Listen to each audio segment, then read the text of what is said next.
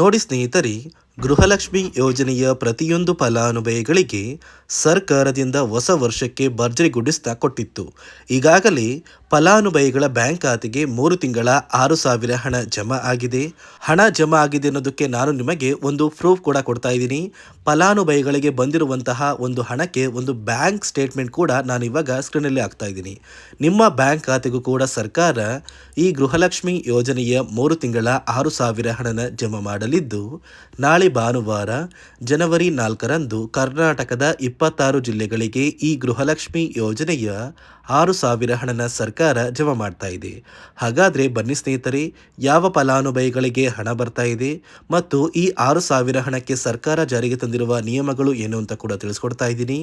ಅದಕ್ಕಿಂತ ಮೊದಲು ನೀವೇನಾದ್ರೂ ಇನ್ನೂ ಕೂಡ ನನ್ನ ಚಾನಲ್ನ ಸಬ್ಸ್ಕ್ರೈಬ್ ಆಗಿಲ್ಲ ಅಂದರೆ ದಯವಿಟ್ಟು ಪ್ರತಿಯೊಬ್ಬರು ಚಾನಲ್ನ ಸಬ್ಸ್ಕ್ರೈಬ್ ಮಾಡ್ಕೊಳ್ಳಿ, ಹಾಗೆ ವಿಡಿಯೋಗೆ ಒಂದು ಲೈಕ್ನ ಕೊಡಿ. ಹೌದು ಸ್ನೇಹಿತರೆ, ಗೃಹಲಕ್ಷ್ಮಿ ಯೋಜನೆಯ ಪ್ರತಿಯೊಂದು ಫಲಾನುಭವಿಗಳಿಗೆ ಸರ್ಕಾರ ಈಗಾಗಲೇ 3 ತಿಂಗಳ 6,000 ಹಣನ ಜಮಾ ಮಾಡಿದೆ. ಯಾಕಂದರೆ ಕಳೆದ 3 ತಿಂಗಳಿಂದ ಪೆಂಡಿಂಗ್ ಇರುವ ಹಣ ನಿಮ್ಮ ಬ್ಯಾಂಕ್ ಖಾತೆಗೆ ಬರಬೇಕಾಗಿತ್ತು. ಅಂದರೆ ಸೆಪ್ಟೆಂಬರ್, ಅಕ್ಟೋಬರ್ ಹಾಗೂ ನವೆಂಬರ್ ತಿಂಗಳ ಒಟ್ಟು 6,000 ಹಣ ಫಲಾನುಭವಿಗಳಿಗೆ ಸರ್ಕಾರ ಜಮಾ ಮಾಡಬೇಕಾಗಿತ್ತು. 2 ತಿಂಗಳಿಂದ ಸಾಕಷ್ಟು ಫಲಾನುಭವಿಗಳು ಹಣ ಬಂದಿಲ್ಲ ಅಂತ ಪ್ರತಿನಿತ್ಯವೂ ಕೂಡ ವೆಯ್ಟ್ ಮಾಡ್ತಾ ಇದ್ರಿ. ಕೊನೆಗೂ ನಿಮ್ಮ ಬ್ಯಾಂಕ್ ಖಾತೆಗೆ ಸರ್ಕಾರ ಈ ಗೃಹಲಕ್ಷ್ಮಿ ಯೋಜನೆಯ 6,000 ಹಣನ ಹೊಸ ವರ್ಷದ ಪ್ರಯುಕ್ತ ಜಮಾ ಮಾಡಿತ್ತು. ಇಲ್ಲಿಯವರೆಗೂ ಸುಮಾರು 35 ಲಕ್ಷಕ್ಕಿಂತ ಅಧಿಕ ಫಲಾನುಭವಿಗಳ ಬ್ಯಾಂಕ್ ಖಾತೆಗೆ ಈ ಗೃಹಲಕ್ಷ್ಮಿ ಯೋಜನೆಯ 6,000 ಹಣ ಜಮಾ ಆಗಿದೆ. ನಿಮ್ಮ ಬ್ಯಾಂಕ್ ಖಾತೆಗೂ ಕೂಡ ಜನವರಿ 4 ಭಾನುವಾರದಿಂದ ಈ ಗೃಹಲಕ್ಷ್ಮಿ ಯೋಜನೆಯ 24, 25 ಮತ್ತು 26ನೇ ಕಂತಿನ ಹಣನ ಸರ್ಕಾರ ಜಮಾ ಮಾಡ್ತಾ ಇದೆ. ಅದೇ ರೀತಿ ನೋಡಿ ಸ್ನೇಹಿತರೆ, ಗೃಹಲಕ್ಷ್ಮಿ ಹಣದ ಜೊತೆಗೆ ಕೂಡ ಸರ್ಕಾರ ರೇಷನ್ ಕಾರ್ಡ್ ಹೊಂದಿರುವ ಪ್ರತಿಯೊಂದು ಕಾರ್ಡ್ದಾರರಿಗೆ ಭರ್ಜರಿ ಗುಡ್ಡಿಸ್ನ ಕೂಡ ಕೊಟ್ಟಿದೆ. ಅಂದರೆ ನಿಮಗೆ ರೇಷನ್ ಕಾರ್ಡ್ಗೆ ಸಿಗುವಂತಹ ಅನ್ನಭಾಗ್ಯ ಯೋಜನೆಯ ಉಚಿತ ಅಕ್ಕಿ ಏನಿತ್ತು, ಆ ಒಂದು ಅಕ್ಕಿ ಜೊತೆಗೆ ಈ ಜನವರಿ ತಿಂಗಳಲ್ಲಿ ಉಚಿತ ಅಕ್ಕಿ ಜೊತೆಗೆ 5 ರೀತಿಯ ಆಹಾರ ಪದಾರ್ಥಗಳನ್ನ ಸರ್ಕಾರ ಕೊಡ್ತಾ ಇದೆ. ಅಡುಗೆ ಎಣ್ಣೆ, ತೊಗರಿ ಬೇಳೆ, ಸಕ್ಕರೆ, ಉಪ್ಪು ಮತ್ತು ರಾಗಿ, ಈ 5 ರೀತಿಯ ಆಹಾರ ಪದಾರ್ಥಗಳನ್ನ ಪ್ರತಿಯೊಂದು ಕಾರ್ಡ್ದಾರರಿಗೆ ಸರ್ಕಾರ ಕೊಡ್ತಾ ಇದ್ದು, ಇನ್ನು ಮುಂದೆ ಪ್ರತಿಯೊಂದು ಫಲಾನುಭವಿಗಳಿಗೂ ಈ ಸೌಲಭ್ಯಗಳು ಸಿಗ್ತಾ ಇದೆ. ಅದೇ ರೀತಿ ನೀವು ಗೃಹಲಕ್ಷ್ಮಿ ಯೋಜನೆಯ ಈ 3 ತಿಂಗಳ 6,000 ಹಣನ ಪಡ್ಕೋಬೇಕು ಅಂದರೆ ಸರ್ಕಾರದಿಂದ ಕೆಲವು ಹೊಸ ನಿಯಮಗಳನ್ನ ಜಾರಿಗೆ ತಂದಿದ್ದು, ಈ ನಿಯಮಗಳ ಪ್ರಕಾರ ಸಾಕಷ್ಟು ಫಲಾನುಭವಿಗಳಿಗೆ ಈ ಬಾರಿ ಗೃಹಲಕ್ಷ್ಮಿ ಯೋಜನೆಯ ಈ 3 ತಿಂಗಳ 6,000 ಹಣ ಜಮಾ ಆಗ್ತಾ ಇಲ್ಲ. ಯಾಕಂದರೆ ಸಾಕಷ್ಟು ಫಲಾನುಭವಿಗಳಿಗೆ ಹಣನ ಸರ್ಕಾರ ಕ್ಯಾನ್ಸಲ್ ಮಾಡಿದೆ. ಹಾಗಾದರೆ ಬನ್ನಿ ಸ್ನೇಹಿತರೆ, ಹಣಕಾಸು ಇಲಾಖೆ ಜಾರಿಗೆ ತಂದಿರುವ ಈ ಹೊಸ ನಿಯಮಗಳು ಏನು ಅಂತ ಕೂಡ ತಿಳಿಸ್ಕೊಡ್ತಾ ಇದ್ದೀನಿ ಮತ್ತು ಯಾವ ಫಲಾನುಭವಿಗಳಿಗೆ ಹಣ ಬರ್ತಾ ಇಲ್ಲ ಅಂತ ಕೂಡ ತಿಳಿಸ್ಕೊಡ್ತಾ ಇದ್ದೀನಿ. ಅದಕ್ಕಿಂತ ಮೊದಲು ನಾಳೆ ಭಾನುವಾರ ಜನವರಿ 4ರಂದು ಕರ್ನಾಟಕದ ಯಾವ 26 ಜಿಲ್ಲೆಗಳಿಗೆ ಗೃಹಲಕ್ಷ್ಮಿ ಯೋಜನೆಯ ಈ 3 ತಿಂಗಳ 6,000 ಹಣ ಜಮಾ ಆಗ್ತಾ ಇದೆ ಅಂದರೆ ಬಾಗಲಕೋಟೆ, ಬೆಂಗಳೂರು ನಗರ, ಬೆಂಗಳೂರು ಗ್ರಾಮಾಂತರ, ಬೆಳಗಾವಿ, ಬಳ್ಳಾರಿ, ಬಿಜಾಪುರ, ಬೀದರ್, ವಿಜಯನಗರ, ಚಾಮರಾಜನಗರ, ಚಿಕ್ಕಬಳ್ಳಾಪುರ, ಚಿಕ್ಕಮಗಳೂರು, ಚಿತ್ರದುರ್ಗ, ದಕ್ಷಿಣ ಕನ್ನಡ, ದಾವಣಗೆರೆ, ಧಾರವಾಡ, ಗದಗ, ಕಲಬುರಗಿ, ಹಾಸನ, ಹಾವೇರಿ, ಕೊಡಗು, ಕೋಲಾರ, ಕೊಪ್ಪಳ, ಮಂಡ್ಯ, ಮೈಸೂರು, ರಾಯಚೂರು, ರಾಮನಗರ, ಶಿವಮೊಗ್ಗ, ತುಮಕೂರು, ಉಡುಪಿ, ಉತ್ತರ ಕನ್ನಡ ಮತ್ತು ಯಾದಗಿರಿ, ಈ ಜಿಲ್ಲೆಗಳ ಪ್ರತಿಯೊಂದು ಫಲಾನುಭವಿಗಳಿಗೆ ಸರ್ಕಾರ ಗೃಹಲಕ್ಷ್ಮಿ ಯೋಜನೆಯ 3 ತಿಂಗಳ 6,000 ಹಣನ ಜಮಾ ಮಾಡ್ತಾ ಇದೆ. ಇಲ್ಲಿಯವರೆಗೂ ನಿಮ್ಮ ಬ್ಯಾಂಕ್ ಖಾತೆಗೆ 23 ಕಂತಿನ ಹಣನ ನೀವು ಪಡ್ಕೊಂಡಿದ್ರೆ ಸಾಕು. ಆದಷ್ಟು ಬೇಗ ಪ್ರತಿಯೊಬ್ಬರಿಗೂ 24, 25 ಮತ್ತು 26ನೇ ಕಂತಿನ ಹಣ ಜಮಾ ಆಗುತ್ತೆ. ಒಂದು ವೇಳೆ 24ನೇ ಕಂತಿನ ಹಣ ಈಗಾಗಲೇ ಬಂದಿದ್ರೆ 2 ತಿಂಗಳ 4,000 ಹಣ ಪ್ರತಿಯೊಂದು ಫಲಾನುಭವಿಗಳಿಗೆ ಜಮಾ ಆಗಲಿದೆ. ನೋಡಿ ಸ್ನೇಹಿತರೆ, ಈ ಬಾರಿ ಸುಮಾರು 1 ಲಕ್ಷಕ್ಕಿಂತ ಅಧಿಕ ಫಲಾನುಭವಿಗಳ ಬ್ಯಾಂಕ್ ಖಾತೆಗೆ ಸರ್ಕಾರ ಗೃಹಲಕ್ಷ್ಮಿ ಯೋಜನೆಯ ಹಣನ ಜಮಾ ಮಾಡ್ತಾ ಇಲ್ಲ. ಕಾರಣ ಏನು ಅಂದರೆ, ನಿಮ್ಮ ಬ್ಯಾಂಕ್ ಖಾತೆಗೆ ಡೆಬಿಟ್ ಮೂಲಕ ಹಣ ಜಮಾ ಮಾಡುವಂತಹ ಸಂದರ್ಭದಲ್ಲಿ ಸರ್ಕಾರ ಸಾಕಷ್ಟು ಫಲಾನುಭವಿಗಳ ಒಂದು ಬ್ಯಾಂಕ್ ಖಾತೆಗೆ ಹಣ ಜಮಾ ಮಾಡೋದನ್ನು ಕ್ಯಾನ್ಸಲ್ ಮಾಡಿದೆ.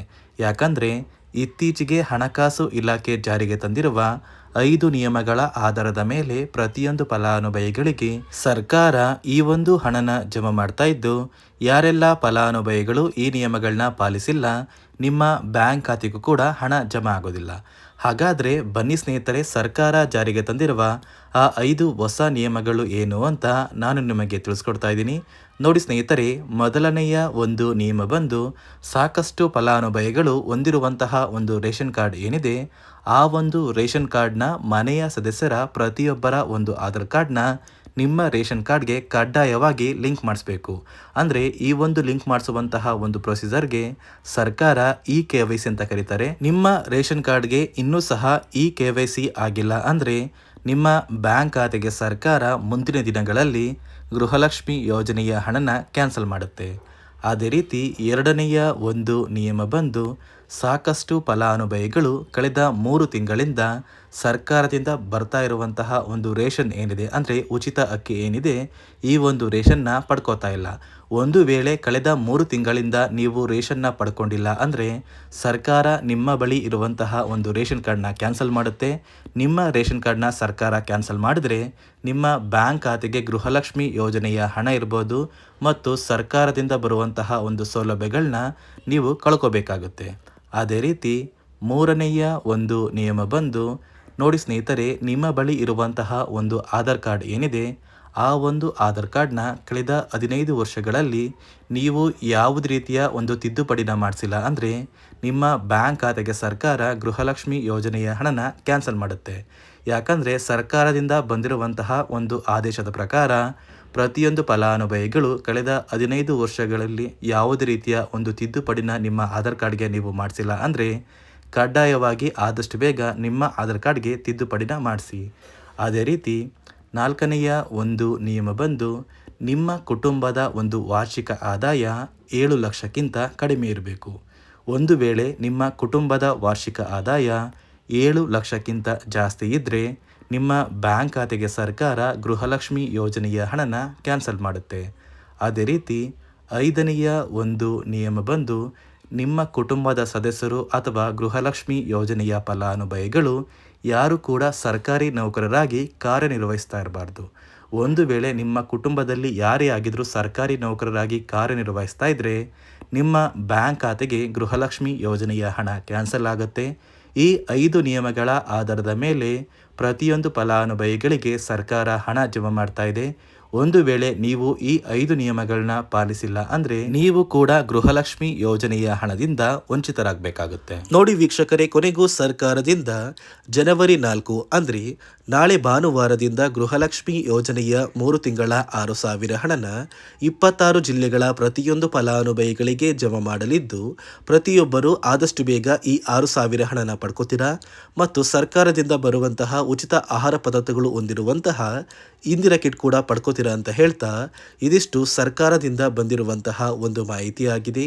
ನಾನು ಕೊಟ್ಟಿರುವಂತಹ ಮಾಹಿತಿ ನಿಮಗೆ ಇಷ್ಟ ಆಗಿದ್ದಲ್ಲಿ ದಯವಿಟ್ಟು ಪ್ರತಿಯೊಬ್ಬರು ನನ್ನ ಚಾನಲ್ನ ಸಬ್ಸ್ಕ್ರೈಬ್ ಮಾಡ್ಕೊಳ್ಳಿ, ಹಾಗೆ ವಿಡಿಯೋಗೆ ಒಂದು ಲೈಕ್ನ ಕೊಡಿ.